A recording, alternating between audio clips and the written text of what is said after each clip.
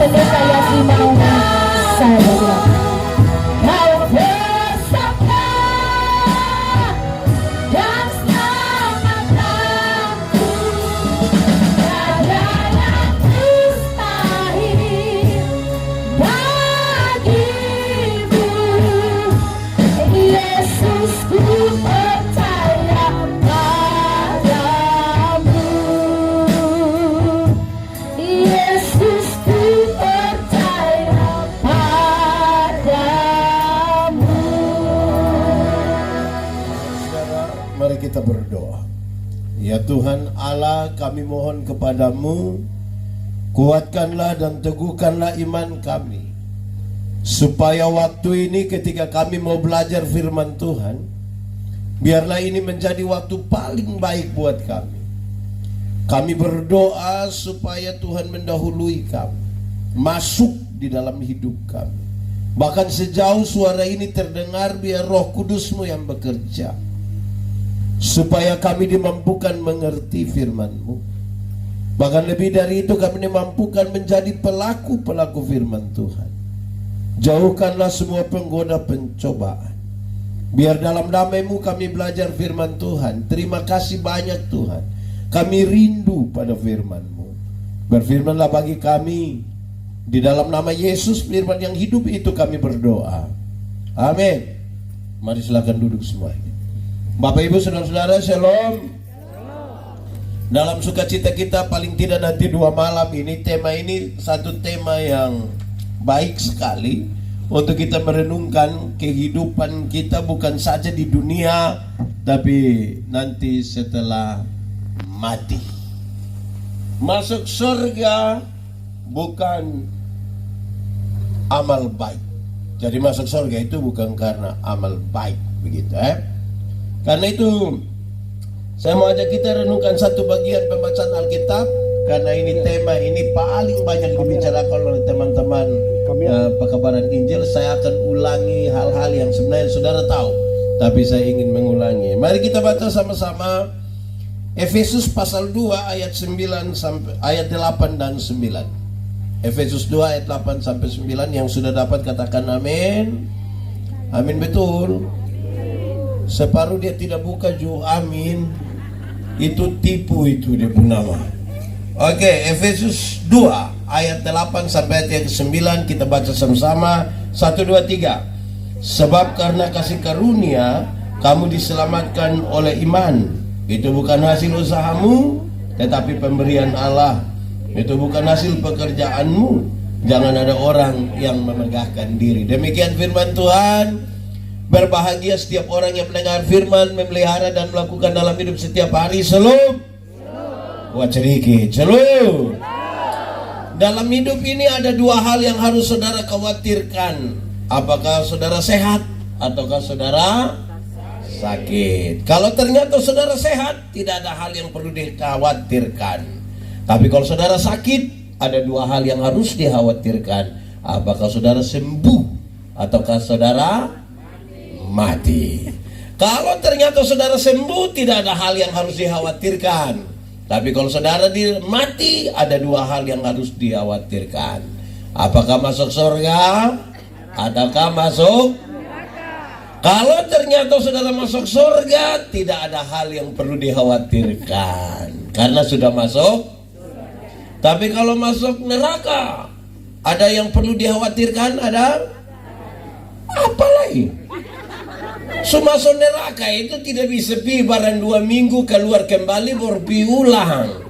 Dia pi itu dari kekal sampai. Nah, mau khawatir apa lagi? Ulang. Dalam hidup ini ada 2 hal yang harus saudara khawatirkan. Apakah saudara sehat ataukah saudara sakit? Kalau saudara sehat, tidak ada hal yang perlu dikhawatirkan. Tapi kalau saudara sakit, ada 2 hal yang harus dikhawatirkan. Apakah saudara sembuh ataukah saudara mati? Kalau saudara sembuh tidak perlu dikhawatirkan. Tapi kalau saudara mati, ada 2 hal yang harus dikhawatirkan. Apakah masuk surga ataukah masuk neraka? Kalau masuk surga tidak ada hal yang perlu dikhawatirkan. Tapi kalau masuk neraka masih perlu dikhawatirkan. Sudah tidak lagi. Kalau begitu saya mau tanya, yang mau masuk surga angkat tangan. Yang mau masuk surga. Oke, mantap, turun tangan. Kedua, yang yakin masuk surga angkat tangan. Woi, yang mau banyak, yang yakin mulai turun sedikit, turun tangan. Yang tidak yakin masuk surga angkat tangan. Saudara, memang ini tema paling banyak dibicarakan. Saya akan bicara hal-hal yang sudah sangat biasa saudara dengar, tapi biarlah ini menolong kita belajar kembali dan mungkin kita butuh bertobat lagi untuk hal-hal ini. Kenapa saudara? Ada banyak orang melayani terlalu lama, bahkan kadang-kadang dia makan puji kok, dia bilang begini-begini Pak, 4 periode ini, begini-begini 4 periode. Pernah dengar itu kalimat? Atau sendiri omong? Melayani sekian lama terus kita tanya, udah ya khotbah kiri kanan, pendeta jalan khotbah, penatua jalan khotbah kiri kanan, terus jemaat tanya, Bapak dong 4 periode mah yakin masuk surga kok? Dong bilang, tahu lah ini Bapak. Tempo tempuh hidup model begini, wah otomatis sudah kalau melayani berarti tahu dia masuk surga atau tidak. Baik, saudara-saudara, yang tadi yakin masuk surga, pertanyaan paling penting, apa yang membuat saudara sangat yakin kalau saudara mati masuk surga? Karena oh ini tidak ada yang kuat-kuat, ini berarti dia ragu-ragu. Karena yakin kalau percaya Yesus masuk surga. Yakin saja atau yakin sekali? Berarti hanya percaya saja. Dan beriman. Ini mulai kacau ini mulai kacau ini. Percaya saja cukup? Tidak cukup. Percaya saja cukup kok tidak? Berarti tambah apa lagi? Tambah perbuatan. Pertanyaan berikut, mau berbuat baik ke mana sampai bisa masuk surga? Coba kasih saya. Bisa buat baik ke mana sampai Tuhan bilang, wih orang mental baik begini nih mesti masuk surga. Yang macam ke mana? Buat baik ke mana kok bisa masuk surga? Saudara lihat kita mulai kacau sendiri toh. Ini sekian lama ini jadi orang Kristen. Pembacaan tadi kasih tahu kita dengan sangat ringan. Surga itu kasih karunia. Surga itu pemberian cuma-cuma. Surga itu Tuhan pun tempat, Tuhan pun rumah. Kalau saya harus masuk surga, bukan karena saya, tapi karena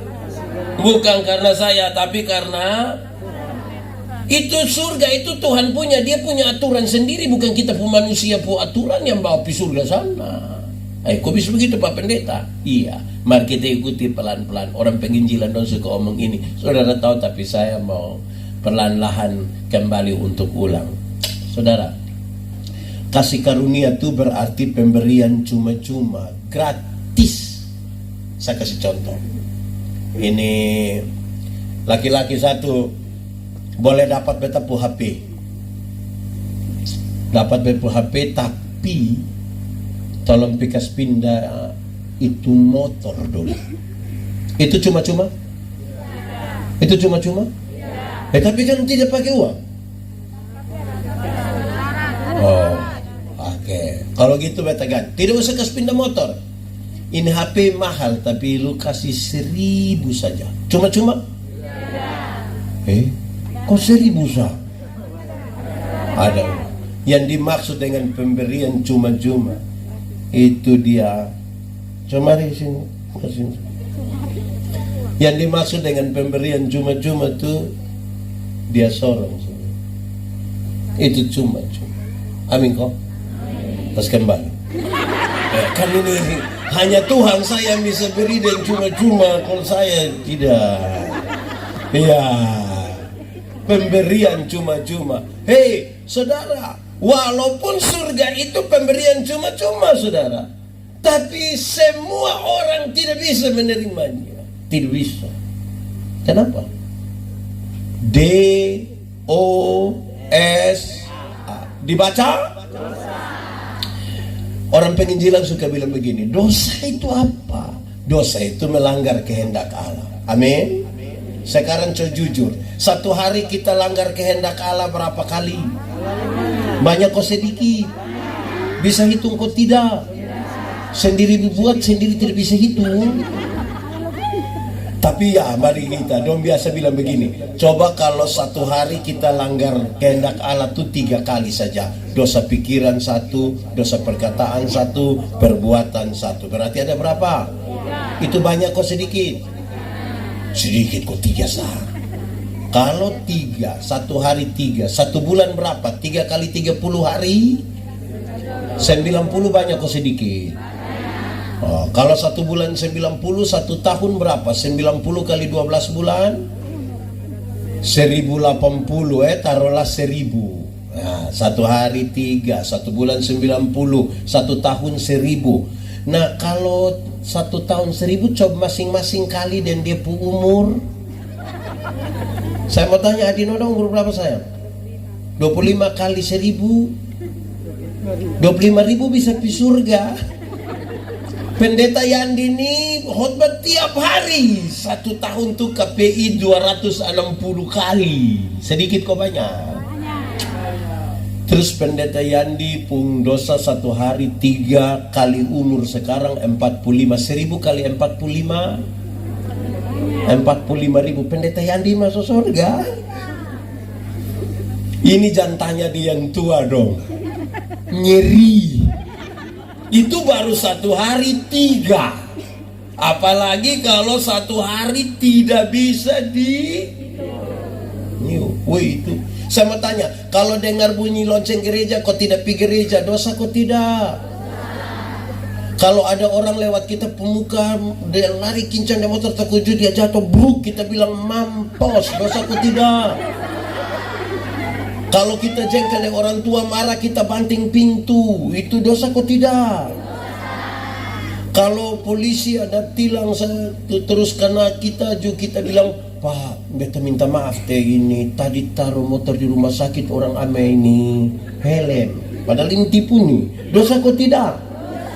Jadi kira-kira dosa ini banyak kok sedikit? Bisa masuk surga? Apakah kita bisa masuk surga karena kita punya amal baik itu bagus, Tuhan bilang ini orang cocok masuk surga? Bisa? Saya mau tanya saudara, kalau pernah dengar ajaran yang bilang begini, nanti Tuhan timbang kita pun dosa.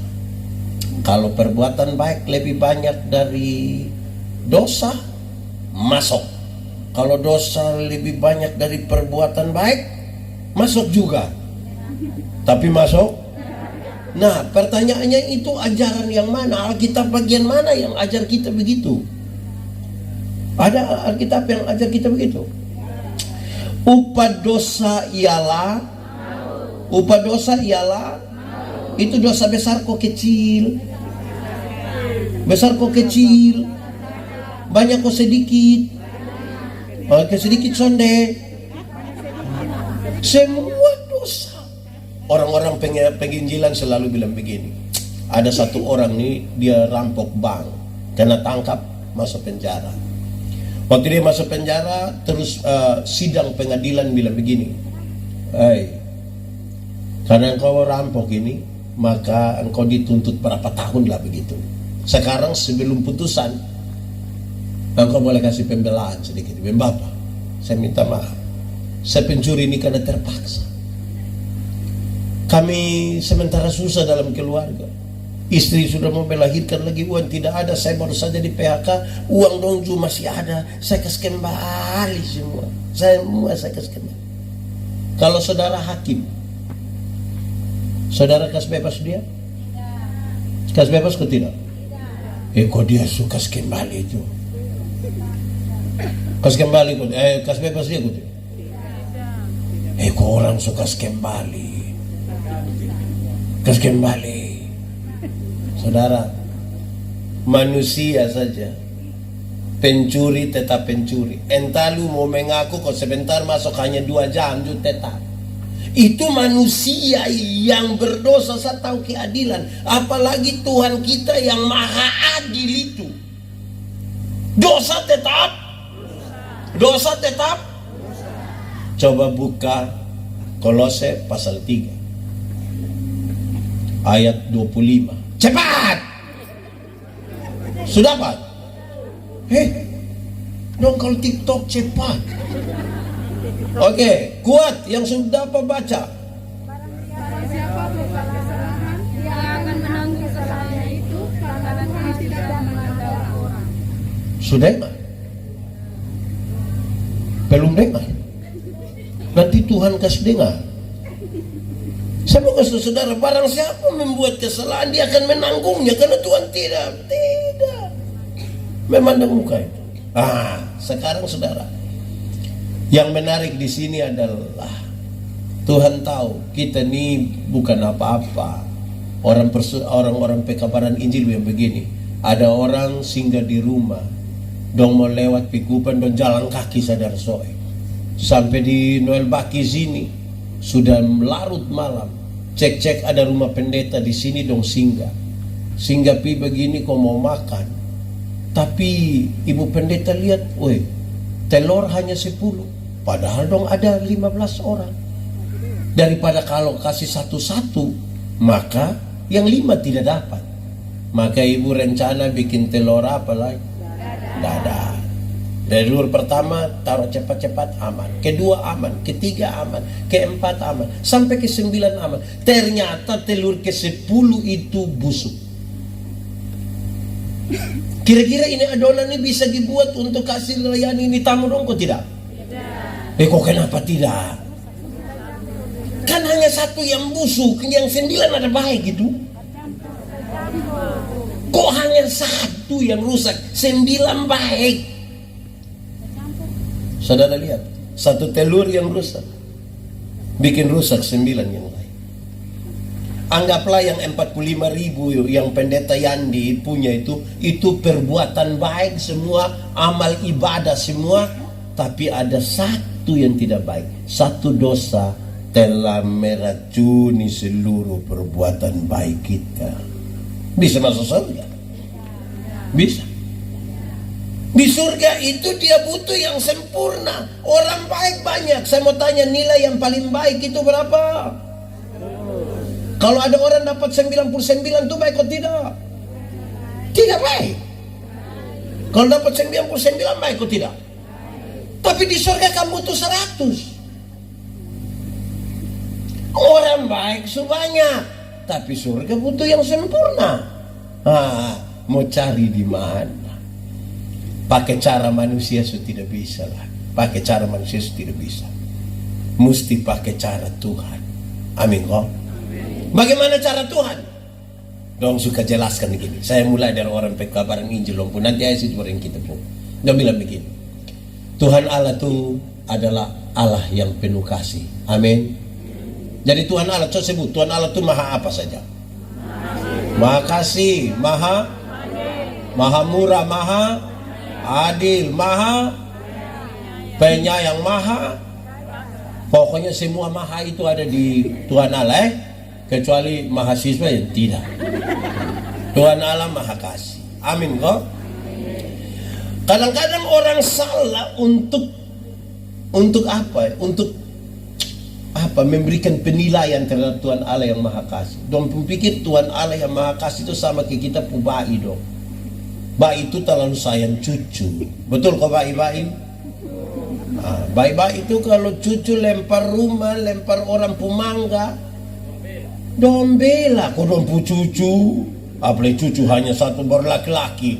Baru ini fama Nobel lah. Dia pun bapak berani omong, kalau bisa beli ganti kaca. Dong pun pikir kalau Tuhan Allah maha kasih itu, woi, berarti buat salah juga aman. Tapi pada saat yang sama dia akui juga kalau Tuhan Allah itu maha adil. Amin kok. Kalau Tuhan Allah maha adil, berarti semua kejahatan dosa mesti dihukum. Betul ke tidak? Amin kok tidak?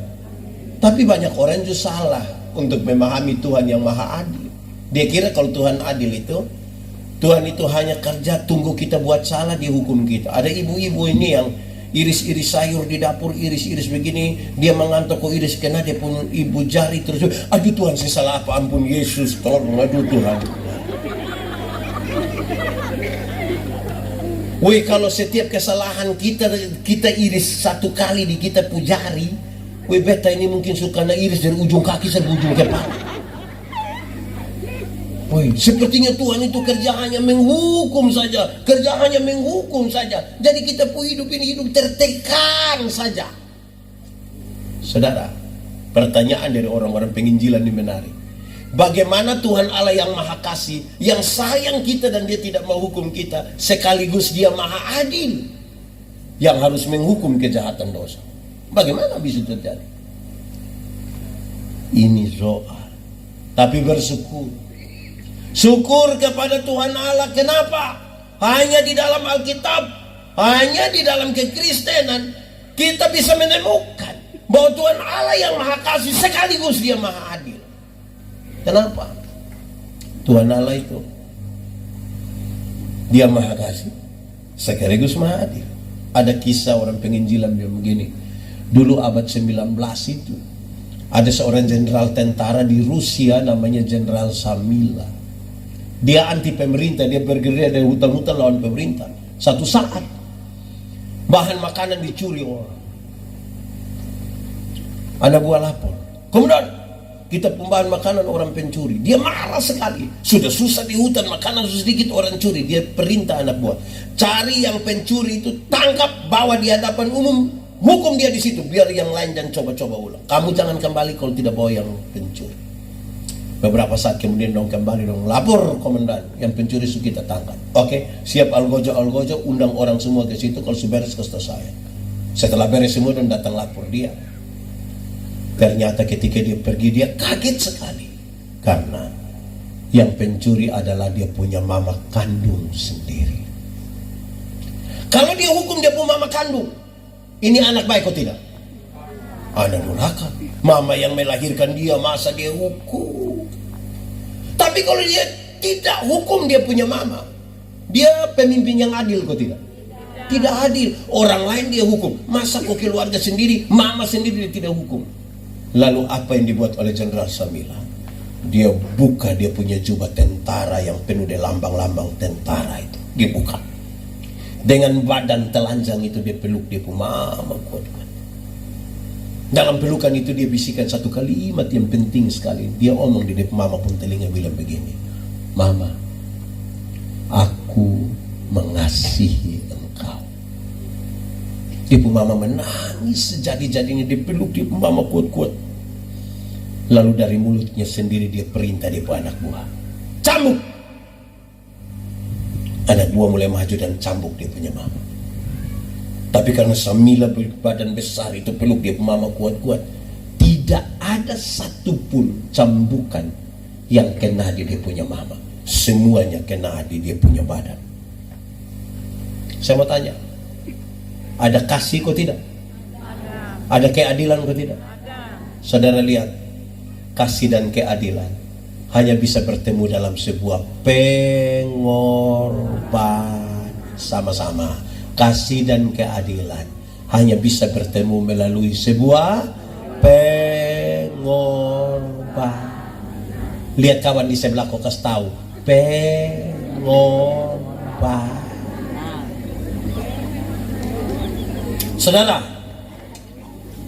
Saudara dengar, Tuhan Allah sayang manusia. Dia tidak mau hukum kita karena dia maha kasih. Tapi sebagai raja yang maha adil, dia harus menghukum kejahatan karena upah dosa ialah. Karena itu dia merendahkan dirinya menjadi manusia, sama seperti manusia dalam segala hal, kecuali perbedaannya adalah manusia berdosa, tapi Tuhan Yesus tidak. Karena dia tidak berdosa itulah, maka dia yang pantas menerima hukuman dosa. Seluruh kejahatan dosa kita ditanggungkan kepadanya. Dia mati di kayu salib. Dia bilang sudah. Dia mati, dikuburkan, bangkit, naik ke sorga. Dari sorga dia menawarkan hidup kekal yang cuma-cuma. Siapa yang mau? Siapa yang mau? Siapa yang mau? Anugerah hidup kekal ini hanya bisa diterima dengan iman. Amin kok. Tapi iman ini juga hati-hati. Orang pekabaran Injil suka bilang begini, ada 3 model iman. Pertama, ada iman yang melompat dalam gelap. Orang sidi dia just sidi, orang baptis dia baptis, orang pakai rantai salib dia just salib. Tapi hidup sama kayak Suwangi. Di Noel Baki ada. Dia ikut KPI.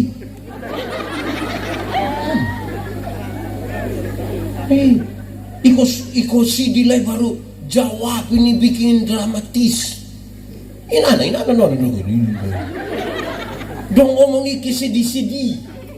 Ibu pendeta jen tanya, hei, apakah jawabmu? Dia bilang, iya, saya percaya dan drama lah.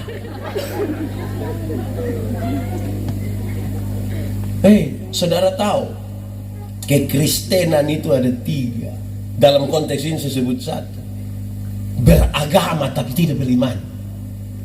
Banyak orang ada agama tapi belum tentu beriman. Itu Indonesia sekali. Di luar negeri, agama tidak diatur dalam struktur berbangsa dan bernegara. Tapi di Indonesia kan atur. Apalagi agama dibawa oleh penjajah. Setuju atau tidak setuju harus beragama. Mau jadi ASN harus ada agama kok tidak? Kalau mau jadi anggota dewan harus ada agama. Mau jadi pendeta, mau jadi polisi, mau jadi kepala desa, akhirnya semua orang menjadi beragama tapi belum tentu beriman. Amin kok. Yuk, kita ini kadang-kadang lebih percaya pada yang halaik punya daripada yang agama pun. Saya bawa materi di mana-mana terus. Biasa pas habis tuh bilang Pak Pendeta kita foto dulu, Pas kita mau foto begini ada yang lari dari belakang bilang, jangan 3 orang. Kenapa kalau 3 orang? Kalau foto 3 orang nanti di tengah mati. Berarti mau bunuh dia ini gampang. Kan dong 3 toh? Kasih kamera dulu. Memang kita ini kayak apa kok? Di sini juga percaya yang begitu. Ada kok. Anak menangis sedikit kesedihan. Ini dia pun nenek minta harus taruh nama. Di sini ada anak yang ikut dia pun nenek pun nama. Ganti waktu dia menangis. Kayak apa kok? Itu orang dong ada di sini. Laki-laki kok perempuan. Dia pakai baju warna hitam. Naik. Kita kayak apa kok? Nanti kalau ada masalah sedikit dong Pika saya bilang ini karena kuburan di kampung ini. Belum mesel jadi ini mau makan daging babi mau sengaja lah bilang kuburan. Kayak apa? Di sini juga ada begitu. Yang bergerak sedikit mesel kuburan ada. Orang tua masih hidup. Orang tua masih hidup itu perhatikan memang. Anak-anak. Orang tua masih hidup itu pikul lihat dia rumah miring di mana kas lurus. Ini orang tua rumah semua jatuh yang kas tengah. Nanti orang tua sumati berlomba lagi ini ke kuburan harus pakai keramik. Baru tulis Immanuel. Immanuel siapa model begitu? Orang tua masih hidup itu beli memang kasih dia jas.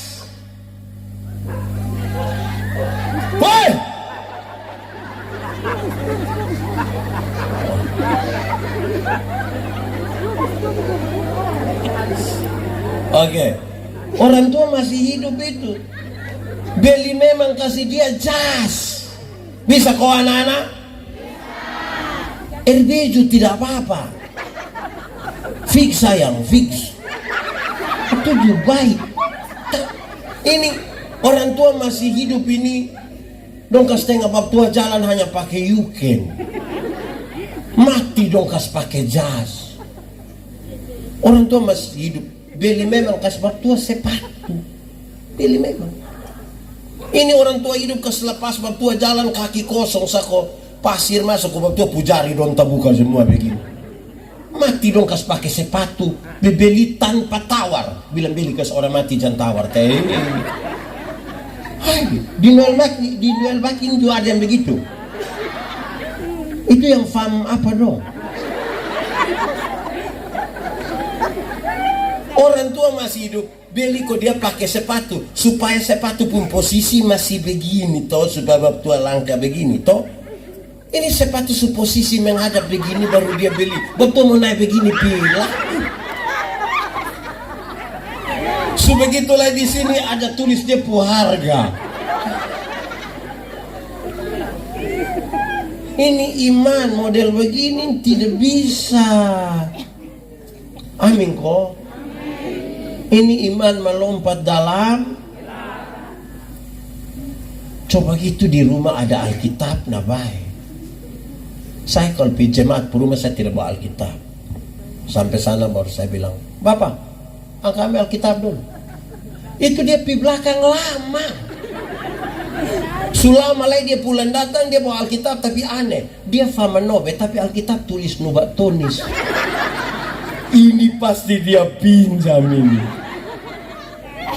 Di Noel Baki juga ada Alkitab tidak ada tapi motor dua. Berarti kalau Alkitab tidak ada motor dua, kemungkinan besar pertama Alkitab lebih mahal dari motor.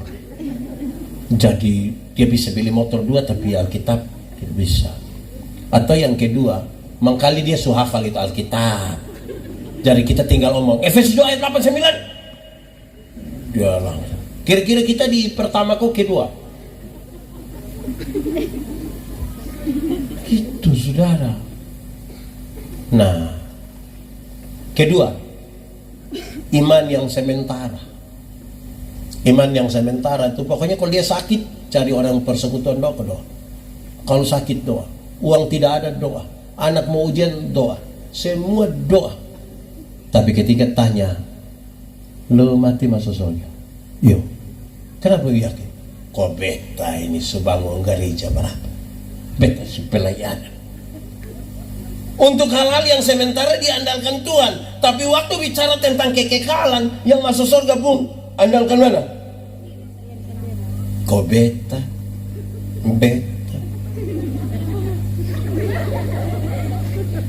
Padahal Tuhan Yesus aja. Barang siapa mau mengikut aku harus menyangkal dirinya, memikul salibnya, dan menyangkal diri itu artinya bilang begini, bukan saya, tapi bukan saya, tapi saya mau tanya, kita di Noel Baki ini untung saya atau untung Tuhan? Orang beriman itu kalau dia dari sini pisau atau tabalek di camplong, tinggal dua orang yang hidup, satu beriman, satu tidak beriman. Yang beriman akan bilang begini, untung Tuhan saya selamat. Untung yang tidak beriman itu akan bilang, untung tadi saya lompat cepat-cepat. Di satu peristiwa yang sama ini, yang beriman mengatakan untung, yang tidak beriman mengatakan untung. Sekarang saya mau tanya, kita di Noel Baki ini untung Tuhan atau untung saya? Untung? Yakin? Betul? Betul-betul? Betul-betul? Oke, kalau begitu saya mau tanya, ini gereja Narwastu Noel Baki ini siapa yang bangun? Mulai berat. Yang gereja siapa yang bangun? Tukang. Saudara lihat kalau tanya siapa yang bangun ini gereja, bukan saya, tapi padahal kita yang kumpul uang, padahal panitia pembangunan ini yang keliling semua rumah bawa envelope pembangunan. Kita yang setengah mati waktu tanya siapa yang bangun, maaf bukan saya, tapi bayangkan kalau kita ditanya saat bab tua bilang, Bapak siapa yang bangun itu gedung Narwastu itu, dia bilang bukan saya, coba cek sah. Itu hari kalau buka ini gereja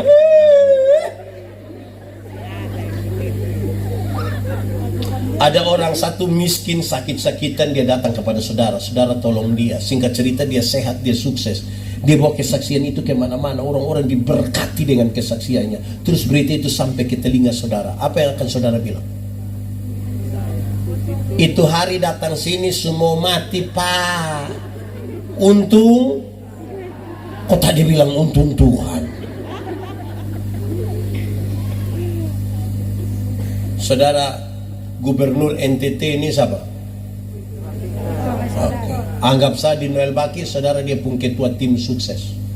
Setelah jadi gubernur, waktu naik itu oto mewah itu jalan lewat sini, so ketemu saudara, so tidak togor le, tidak belai, jalan terus.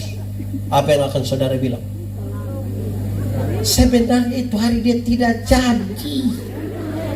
Untung. Kok tadi bilang untung Tuhan? Nah, hal-hal yang sementara kita belajar mengandalkan Tuhan, tapi bicara tentang kekekalan, ternyata pengandalan kita bukan pada Tuhan. Padahal itu rumah Tuhan punya, masa mau pisah pakai peraturan Pak Manobi punya. Nah, yang ketiga, ini iman yang menyelamatkan.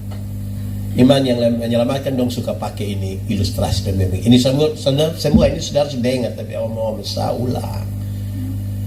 Ada seorang pemain akrobat, Pak Charles Blondin namanya. Suatu saat dia bentangkan kabel tali air terjun Niagara di Amerika. Saya tidak pernah pergi. Saudara kayak senang sekali. Yang saya tidak pergi, saudara kayak suka cita bagaimana ya? Terus dia pun MC bilang begini, Bapak Ibu semua percaya kalau Pak Blondin bisa jalan dari sini sampai ke sini. Separuh percaya, separuh tidak percaya. Kenapa? Yang tidak percaya kenapa? Biasa di gedung tidak ada angin. Sekarang di alam terbuka, angin tiup apa bab tua? Bab tua coba jalan dari sini sampai sini, selamat. Yang tidak percaya semua jadi percaya, semua tepuk tangan. Oke? Sekarang kamu percaya Pak Blondin bisa jalan kembali dari sini ke sini. Tapi kali ini dia bawa gerobak satu taruh pasir. Separuh percaya, separuh tidak percaya. Hei yang tidak percaya, kenapa tidak percaya? Pak, tadi jalan kosong, ini bawa gerobak. Oke, Pak Blondin jalan dari sini sampai sini. Selamat. Yang tidak percaya jadi percaya. Sekarang Pak Blondin akan jalan dari sini ke sini. Percaya? Percaya. Dia bawa gerobak? Percaya. Tapi kali ini bukan muat pasir, muat orang di atas. Kamu percaya?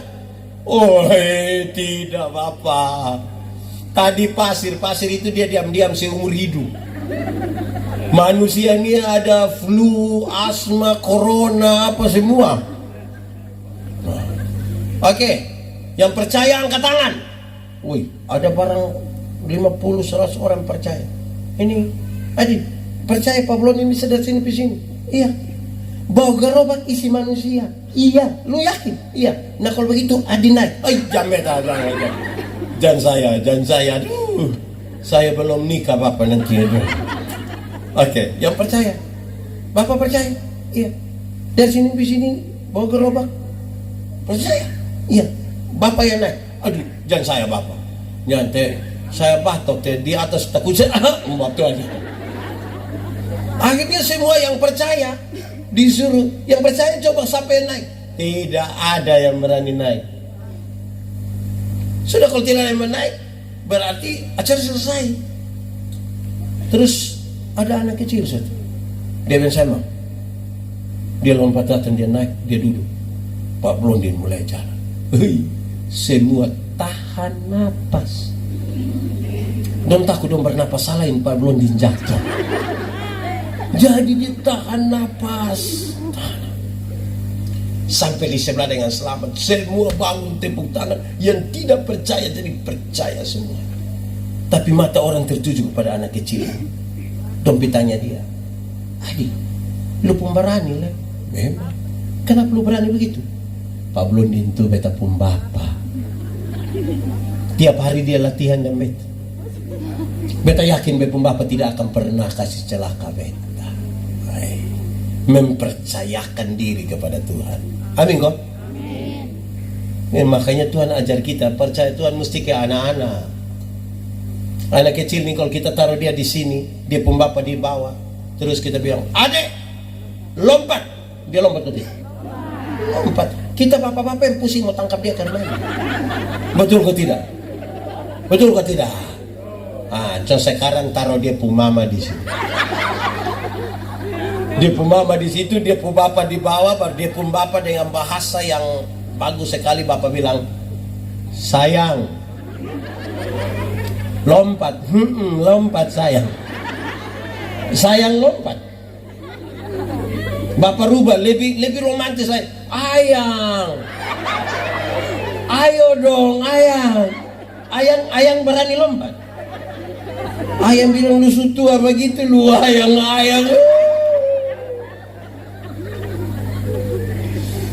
Saya mau kasih saudara dengar. Manusia nih anggap saja saya jalan dengan Pak Yabes. Tiba-tiba saya jatuh turun di dalam lubang 10 meter. Tapi masih hidup Pak Yabes mau tolong saya ini. Pak Yabes buang tali. Tapi ini tali hanya 9 meter. Untuk bikin 10 meter Pak Yabes ambil tambah benang 1 meter. Bisa? Bisa? Pegang di tali kok nedatan Pak Yabes pegang di benang. Bisa? Nah balik. Om yang dipegang di benang bisa? Saya mau kasih tahu kita, kejatuhan kita sedalam apapun, 10 meter kejatuhan kita, 10 meter sempurna penyelamatan Tuhan sempurna bagi kita. Jatuh 100 meter ke dalam, tali penyelamatan Kristus sempurna bagi kita. Tidak perlu tambah sepotong. Pak Pendeta, lalu perbuatan baik taruh di mana? Kan tadi kita bilang harus berbuat baik kan? Perbuatan baik di mana? Kagak masih dosa. Ini contoh saya suruh omong di mana-mana, sudah tahu saya omong saya. Anggap saya beta dan dia boten dosan kenal Terus beta dapat di nomor HP. Beta telepon. Kak, sebentar malam jam 12 kak bisa ketemu beta di Jalan El Tari depan rumah jabatan gubernur. Kakak mau? Kira-kira dia mau atau tidak? Tidak. Kami dua tidak kenal. Beta video rumah dia ada ayam 1 ekor di dia rumah. Kira-kira dia kasih beta? Tidak. Oke, beta rubah pertanyaan. Beta mau kasih dia oto baru 1. Kira-kira dia mau? Mau. Beta beli oto baru 0 km Pajero Sport. Harga kira-kira 700 juta. Beta kasih dia dan cuma-cuma. Ini ada. Waktu dia dapat dan cuma-cuma, ada perubahan perilaku dari dia ke beta kosan. Beta telepon jam 12 malam dia datang kosan. Bepi dia rumah ada ayam 1 dia kasih kosan. Kenapa dia tak kujubai begini? Kenapa? Karena dia telah menerima sesuatu yang mahal yang dia dapat dengan cuma-cuma dari beta. Semua perubahan perilaku dari dia ke beta adalah ungkapan terima kasih atas sesuatu yang sudah dia terima. Amin. Jangan taruh perbuatan baik yang bisa bawa kita pergi surga. Jangan taruh amal ibadah yang bawa kita pergi surga. Karena saya akan pertanyaan buat saudara tambah pusing karena saya tanya perbuatan baik karena mana yang bisa buat kita layak pergi surga. Saudara tahu Pendeta Yandi ini saudara tidak akan dengar dia pencuri, tidak akan. Tapi saudara tidak tahu apa yang ada dalam pikiran dan perasaannya ketika dia mengingini sesuatu. Kita bisa tahan kalau orang tidak dapat lihat kita mah. Dia hati ini ngiri. Betul tidak? Saudara kira kita ini bisa duduk sini tapi kita pun pikiran saya bisa di mana-mana. Di jalur 40, Oelet, Pengkasih, itu. Oke. Pak Pendeta, tapi kan kita masih tinggal di dunia, kita manusia. Maksudnya saya. Anggap saja ini tangan Tuhan ya. Ini tangan orang berdosa ya. Sekarang saya mau tanya dia, coba pegang beta kuat-kuat, tambah kuat, lebih kuat. Oke, ini paling kuat. Kuat, tetap. Sekarang beta tanya, pegang beta sekuat ini, kau bisa bertahan berapa lama? 1 detik bisa? 1 menit bisa? 1 jam bisa? 1 hari bisa? 1 tahun bisa? 2 minggu? Makin kuat dia pegang, makin gampang dia lepaskan. Karena itu begitu. Tangan Tuhan yang pegang dia. Sebagai manusia ada waktu dimana kita letih lesu, tidak berdaya mau terlepaskan. Tapi tangan Tuhan tidak melepaskan kita.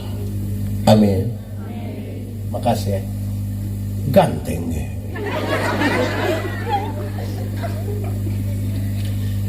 Saudara lihat sekarang. Dengan demikian kita ingin mengatakan tidak boleh ada orang yang sombong rohani, karena saudara tidak mungkin masuk surga dengan kesombongan rohanimu. Ada banyak orang yang tiap hari dia hidup hanya mencela orang.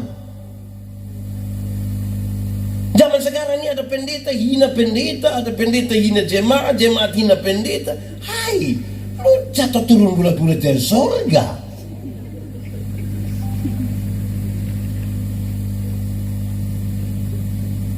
Kita bukan siapa-siapa, saudara. Kita bukan siapa-siapa. Untung baik Tuhan menebus dan menyelamatkan kita. Kenapa? Karena kita orang berdosa tadi. Kasih Tuhan terlalu besar. Kita punya masalah. Tapi jangan tiap hari jalan kasih tahu orang yang masalah. Saudara punya masalah kok? Tidak usah om. Saya lihat yang ini muka masalah semua. Masalah ialah kesenjangan antara harapan dan harapan menikah umur 28. Sekarang 32. Harapan petugas koperasi jangan datang. Kenyataan pagi buta dia susah loh. Macam kemoceke dia itu. Masalah kita banyak toh. Iya. Nah, saya kalau berdoa kasih orang sakit, nenek-nenek don terutama, bayi-bayi don terutama, saya kasih tahu, nenek, saya berdoa habis mangkali nenek mati, tapi nenek mati masuk surga, dia semangat hidup. Mau hidup, kau mau mati, dia tahu sama-sama dengan Tuhan. Harapan ada, masa depan tidak akan hilang. Bayangkan kalau itu nenek ada sakit, kalau semua mati, bos kita datang, kita bilang, aduh, kemarin ini nenek kalau mapam dia mati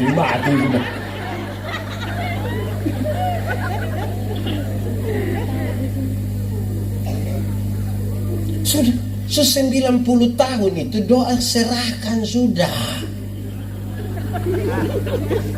Betul kok tidak?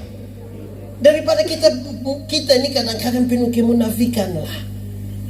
Minta ke orang tua umur panjang padahal tidak ada yang urus dia. Urus sedikit bertanya bilang, mama ini sana ada orang lain lah, dia pun anak beta sah. Mau yang begitu?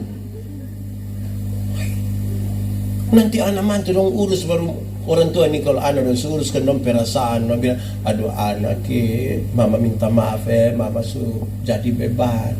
Dong bilang, soalnya apa namanya kita anak pun tugas begitu. Tapi di luar dia bilang tua mati soalnya mati nggak.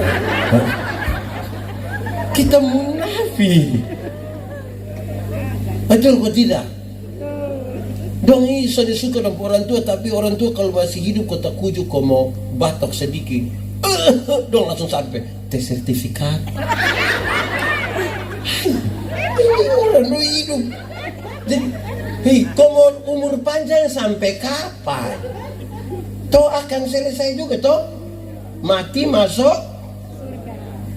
Supaya kalau ada anak laki-laki satu datang di saya, Dia datang, dia bilang begini, Pak Pendeta Yandi, saya rasa saya ini manusia paling berdosa di dunia. Saya sudah paling berdosa di dunia. Saya akan bilang dia, Adi, Pak Pendeta juga berdosa sekali, tapi jangan takut, kasih Tuhan itu lebih besar dari kita dua pun kesalahan.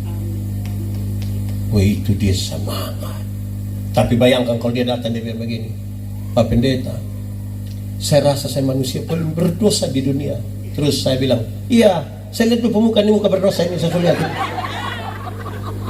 Lu ini kalau tidak bertobat nanti lu kaki tangan 4 buang semua.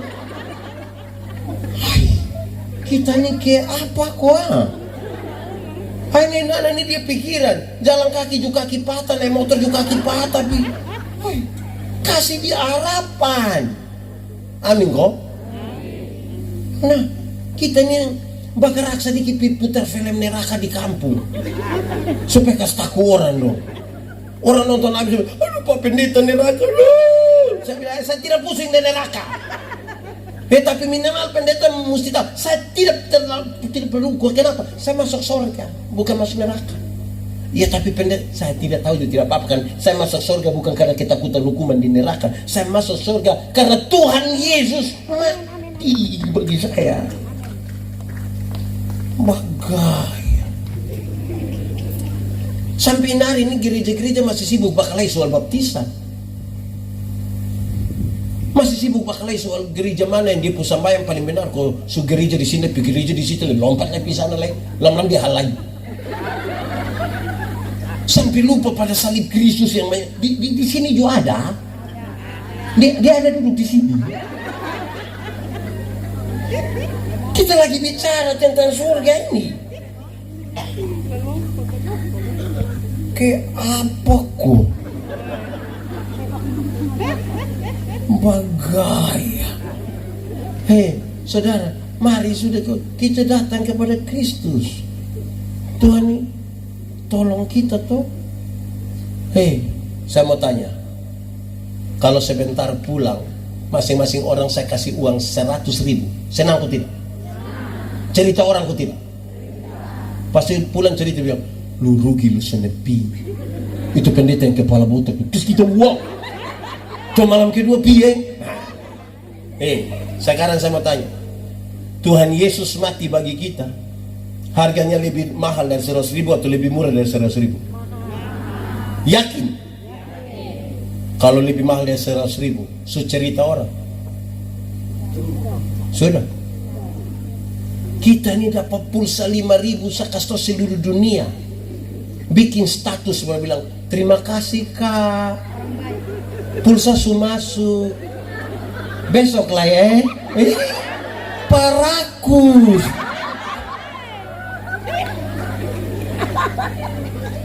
Pulsa 5.000 kasih semua orang. Tapi Tuhan Yesus mati bagi kita dengan harga yang sangat mahal. Kita tidak berani omong ke orang lain. Mulu kaku. Bilang omong ke orang tersinggung lah ya. Biar. Omong. Saya cerita ulang pengalaman. Saya menginjil banyak. 2 diantaranya nih menarik. Kan saya suka cerita di mana. Pertama saya pulang pelayan dari Atambua. Saya naik bis malam. Tahu sendiri bis Atambua, bis malam. Dong pulari. Saya duduk dekat, ada om satu, kami duduk sama-sama. Otot lari kencang, saya bilang, Bu, kira-kira kalau ini otot tabalik kok kita mati, Bu yakin masuk surga kok tidak? Dia bilang, lu sembarang. Terus beta kasih dia, kakak, beta jujulu begitu, beta takut mati mau gimana. Tapi setelah beta tahu Tuhan Yesus mati bagi beta, bangkit pun untuk beta, naik ke surga untuk beta, beta yakin mati dimanapun, kapanpun, dengan cara apapun, beta yakin pasti masuk surga. Dan kok kakak bisa yakin begitu? Kakak, kita manusia ini mau baik karena mana kok Tuhan hargai kita. Ini hanya karena kasih kemurahan, kasih karunia. Dia bilang, kalau begitu kakak berdoa kasih beta. Kami berdoa di atas bis. Pertama. Kedua, beta masih melayani di Keneno, mau pulang Pisoe. Keneno itu 15 kilometer dari Uinlasi. Tidak usah cari di Google, tidak. Dulu susah sekali, itu kalau musim hujan itu setengah mati, itu anjing sata tanah. Dia buka semua yang susah itu. Beta pulang mau pisau, kira-kira setengah 7 malam. Di Wenlas itu ada bundaran. Ada nona satu kerja di Plan Internasional di Soe. Dia mau pulang Soe, tapi kan daerah perbatasan sudah malam lagi. Dia rasa mungkin lebih baik ada teman. Terus dia dengar ada bunyi motor dari bawah menuju dia. Dan itu saya. Bukan boy saya. Pas sampai dia pemuka, mungkin dia takut beta lewat. Dia langsung lompat di tengah jalan. Dia bilang, "Kak!" Beta dalam hati, "Kak, nah. Ini malam," makanya dia bilang, "Kak." Kalau siang dia bilang, "Oh." Tapi sudahlah, manfaatkan malam itu. Pas dia bilang, "Kak," beta langsung bilang, "Iya dek." Biar berimbang toh. Biar berimbang. Masa kok dia bilang "Kak" terus beta bilang, "Omong deng." Kan itu tidak baik. "Kak," bilang, "Iya dek." "Kakak mau Soe?" "Iya." "Bolehkah kita sama-sama?" Beta bilang, "Kenapa tidak?" Kita sama-sama, tapi kita naik motor beda. Beta kiri, dia agak tengah. 3 kilometer sampai Kie, ada orang bawa motor kencang dari belakang. Serepet dia. Dia kaget sekali, orang sulari hilang ke sana. Beta tahu dia kaget. Beta bilang begini, "Non, itu orang yang bawa motor begitu tuh kalau celaka kau mati, yakin masuk, dia masuk surga kau son." Ini nona bilang, "Ya macam begitu tuh son masuk gitu."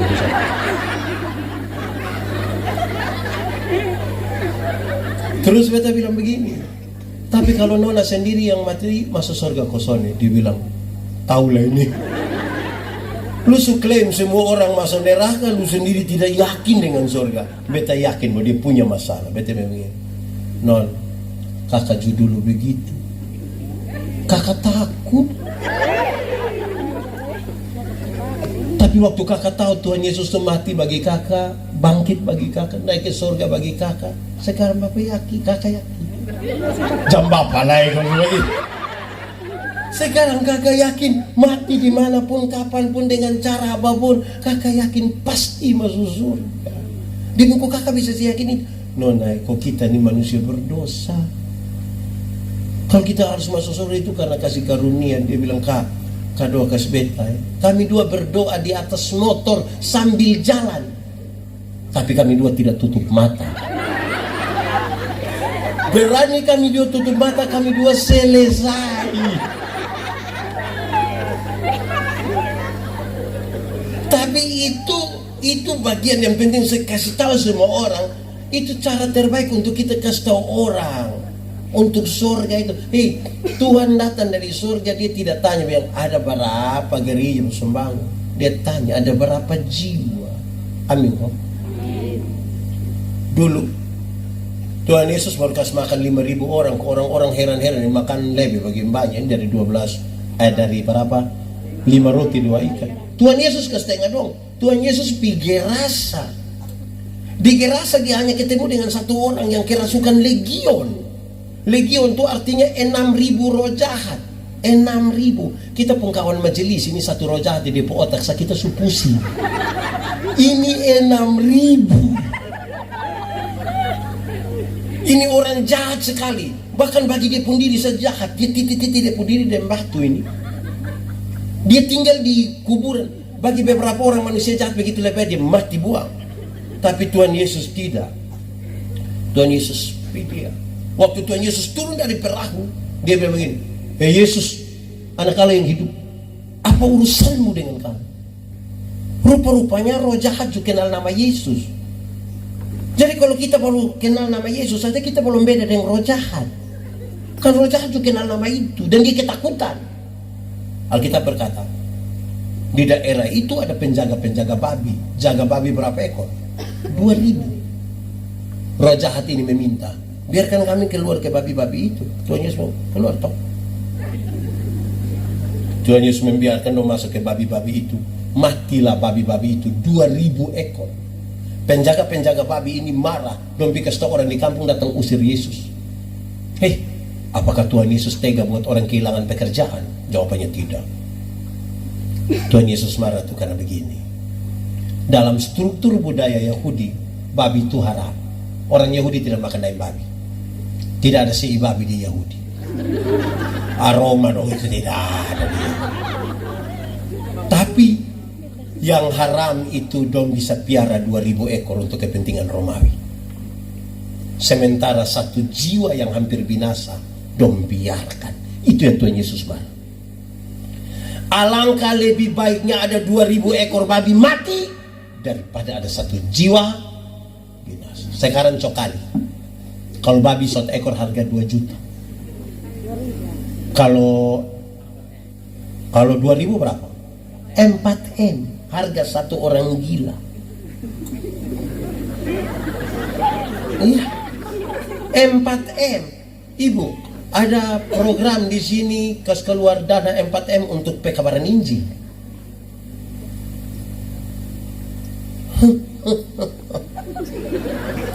Dan siapakah orang gila itu?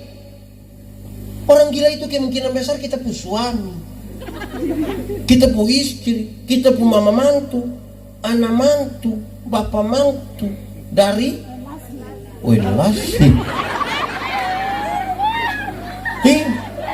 Pak Pendeta, kenapa Pak Pendeta yang bepung suami yang itu orang gila? Iyo, kalau stel bagus-bagus begini datang gereja datang sendiri. Pendeta tanya, Mama, kenapa datang sendiri? Teh papa. Cuma tuh, tahu sendiri teh. Ini tanda apa coba? Ini tanda apa?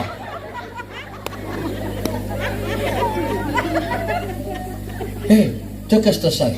Kenapa di KPI yang omong tentang surga ini mama-mama lebih banyak dari bapak-bapak? Ini mama janda semua. Indo mama-mama janda dong. Sonde, teh bapak. Bapak jaga adek. Bab tua nona-nona. Nona-nona. Di sini tidak ada nona-nona. Ini tante-tante semua. Nona-nona. Menikahlah dengan laki-laki yang percaya kepada Kristus, yang takut Tuhan. Dia tidak akan mengecewakan engkau. Dia membawa engkau bersama-sama berjumpa dengan Yesus. Karena itu ajak dia pergi ibadah pemuda. Memang berat tapi ajak. Kak ibadah. Kakak ibadah. Kakak ibadah. Kalau dia tidak mau kasih tahu dia, ada kue.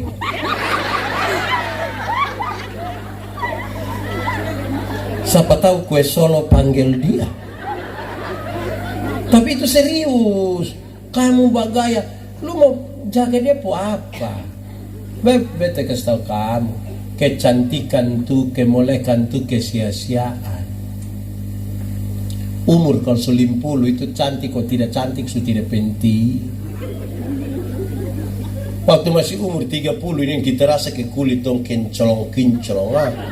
50 kita rasa ke ini meleleh.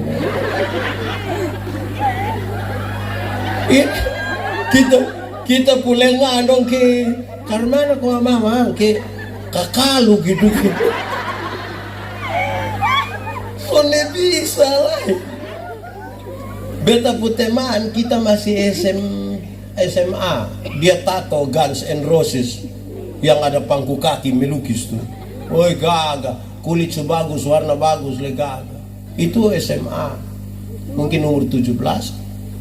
Dia umur 43 tahun dia sakit, kau beta pilih dia. Aduh, itu tato ke bukan orang pangku kaki, ke orang berlutut tuh.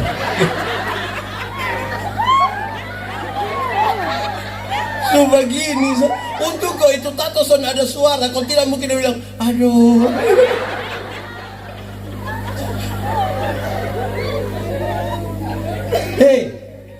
Yang sementara dong itu terbatas semua. Amin kok. Seumur 60 tahun itu ada jabatan, kok tidak ada jabatan itu tidak penting. Kok pensiun. Waktu kita masih aktif itu yang orang datang bilang, siap, langsung lanjutkan, hormat dari Itu aktif.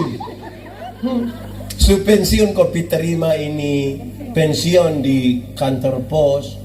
Anak yang berhonor 3 bulan ini, dia lihat kita dari jauh seperti dia bilang, tua, aman kok tua.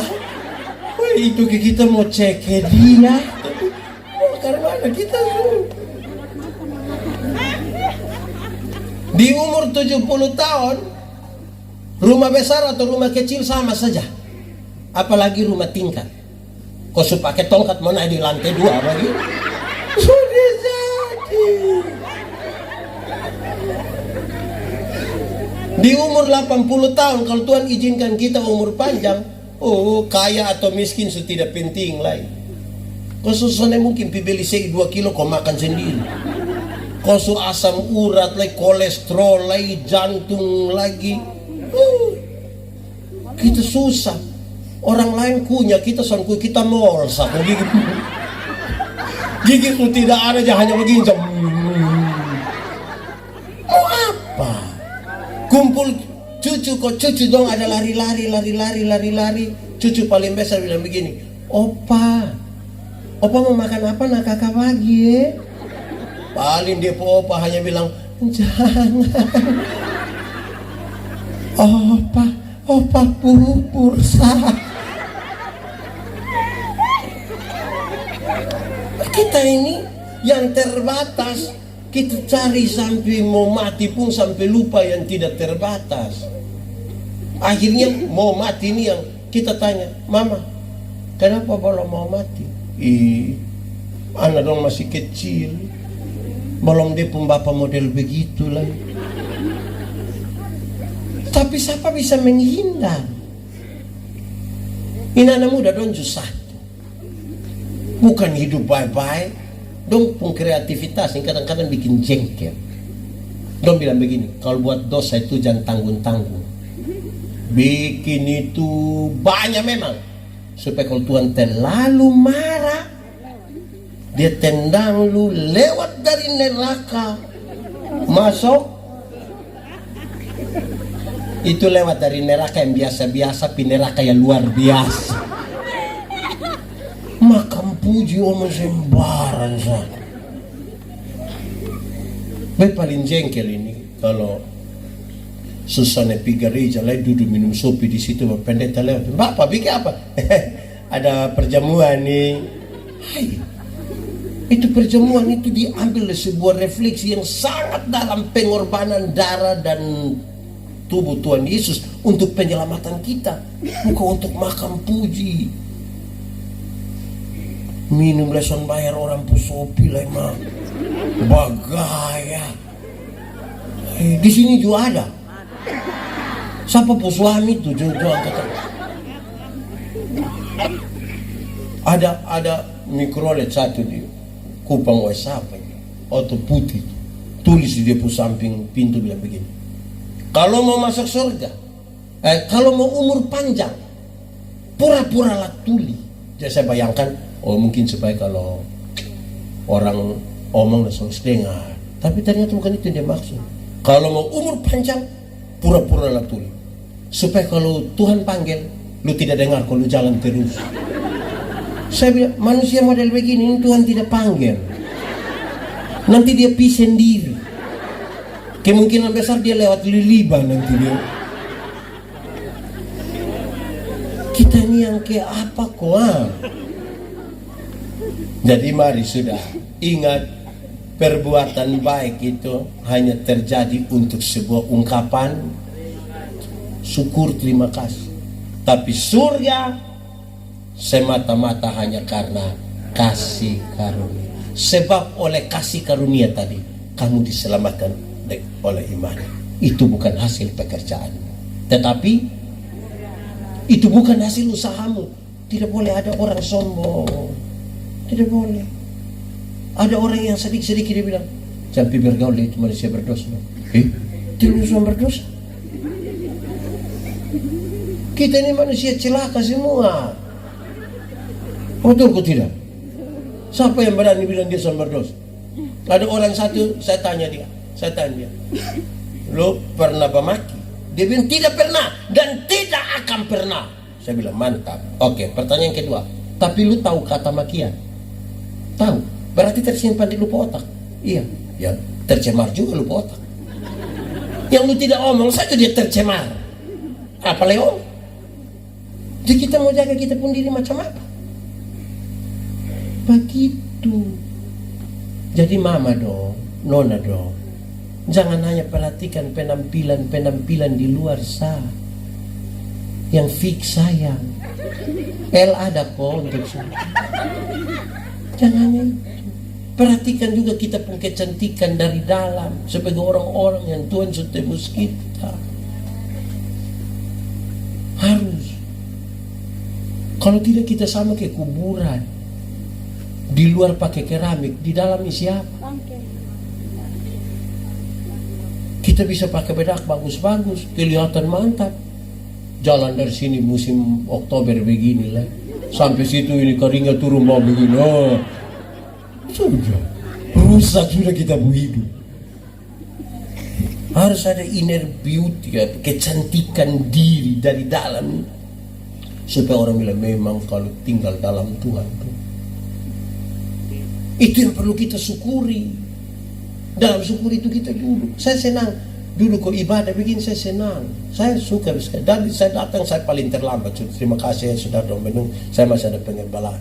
Anak-anak muda dong saya ikut. Kalau tidak saudara, saya omong di mana-mana. Kadang-kadang ibadah ini kita abaikan.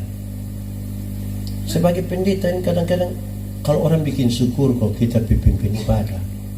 Waktu ibadah orang sedikit. Pas makan.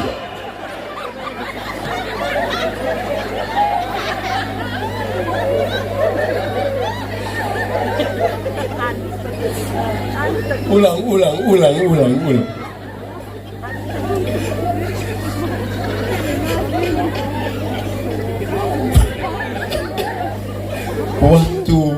Waktu ibadah orang pas makan banyak kok sedikit.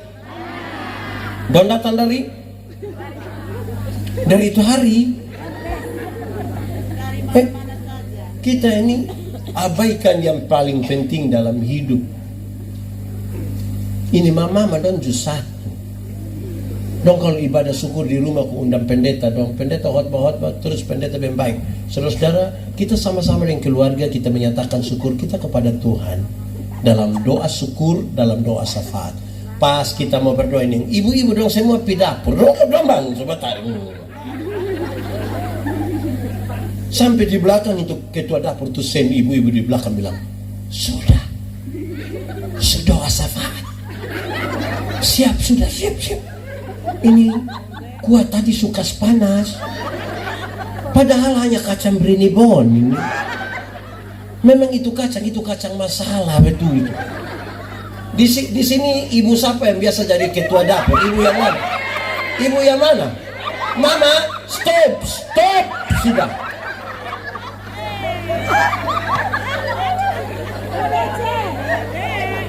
Duduk diam-diam kita habis. Aman tuh. Wih, orang kalau ibadah baik, duduk baik, aman, beres. Wih, kita ini ibadah yang begini kotong balari. Apalagi ibadah yang itu hari corona kok ibadah dari rumah. Saya bilang, saya kurang yakin. Karena separuh bukan ikut ibadah, dia menonton ibadah. Pakai daster, terobek lagi di sini. Sambil makan kacang, habis baru dia foto baru. Selesai ibadah. Nah, mau kasih takut siapa?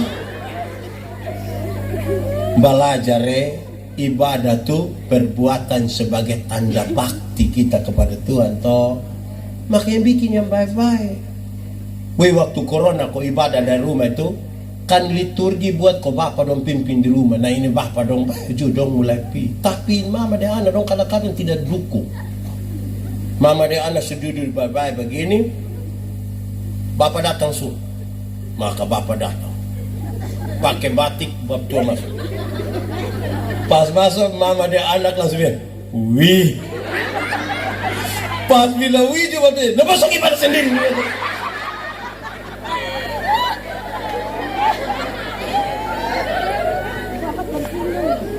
Kita ni ke apa kuang?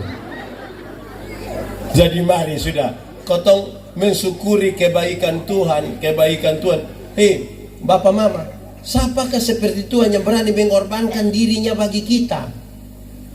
Kami pendeta, saya pendeta yang kubur orang terlalu banyak. Mulai dari orang baru putus napas sampai di situ. Itu, kalau dong kasih tahu saya pendeta, saya lari pi, saya lihat orang menangis, donju menangis. Kas mandi mayat, donju mandi. Mau kasih pakaian dia juga pakai jas. Kas masuk di peti dia mau masuk. Bawa pi kuburan dia ikut. Pas mau kos turun di lubang dia. Tapi Tuhan ini ganti kita.